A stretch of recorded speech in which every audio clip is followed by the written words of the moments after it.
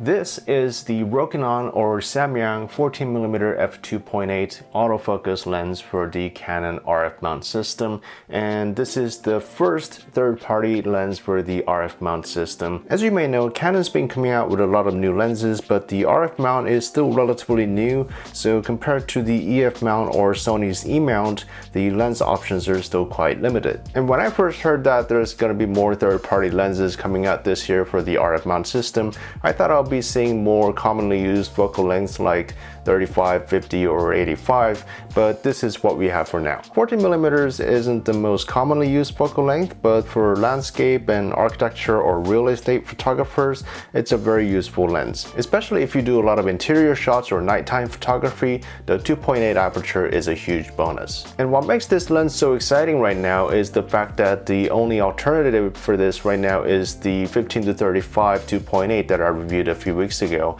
and that lens costs more than 3 times more than this. Yes, the 15-35 can cover a lot more range, but if you know you're going to be shooting mostly on the wider end, then there's no point spending $2,300 on that lens. But not only that, but it's a lot smaller and lighter as well. It's about 523 grams, which is about 1.15 pounds, which means it's about 1/3 lighter than the 15-35 as well. The build quality is pretty decent, and I mean, the material and the finish may not feel as premium as the Canon lenses, but overall it feels quite solid.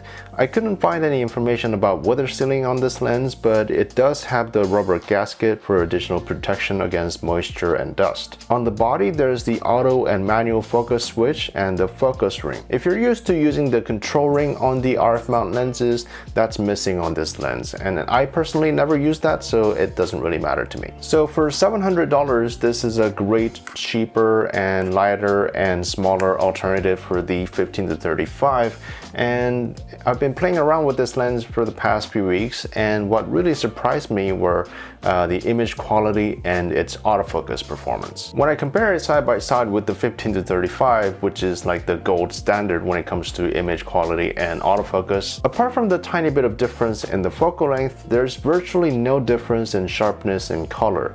It also manages flare and color fringing quite well, and there's very little distortion and vignetting, which is pretty impressive for this focal length. It didn't look particularly better or worse at any aperture, and unless you're photographing walls with straight perpendicular lines, it's not really going to affect your photos. On the body, it says its minimum focusing distance is 0.2 meters or 0.66 feet, which is about 8 inches, but I noticed that it can actually focus as close as 3 or 4 inches. So even at 14mm, it can create tighter shots than the Canon lens at 15mm at close range. Its close focusing distance combined with its 2.8 aperture can create some really interesting shots with decent background blur. And for shooting stills and videos, I didn't notice any difference in the autofocus performance compared to the Canon lens, and it's very, very quiet, and in fact it's almost silent.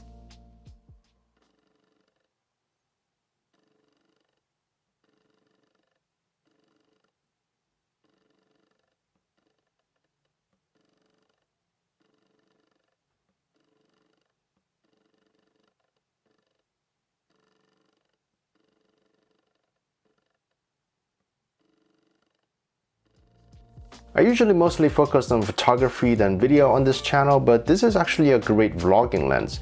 We YouTubers all love Canon's dual pixel autofocus and their flippy touchscreens, and this is a great wide-angle lens that lets you set up your camera right in front of you and still capture everything while being able to control everything on the camera. About the only weakness of this lens is the fact that it's missing stabilization, but in a few months Canon's coming out with new 2 cameras with IBIS, so by then it's not going to be an issue anymore. So yeah, the Rokinon 14mm f2.8 autofocus lens for the RF mount system, I think it's a great lens. I think it's a great alternative for the 15-35, which is a lot bigger and heavier and a lot more expensive. If budget's not an issue for you, then the 15-35 can obviously do a lot more, but the main reason I own this lens is so that I don't have to switch lenses when I go from 15 to 35. So if you don't want to spend $2,300 for this lens, I think think the Rokinon lens has a lot of potential, and when the new Canon R5 and R6 with IBIS come out, I think this will only get better. So that's it for me today. Thank you for watching, and if you have any more questions about this lens, just leave a comment down below and I'll try to get to them all. And if you are interested in purchasing one of these, I'll put the link in the description so you guys can check them out. So thank you, and I'll see you in the next video. Bye bye.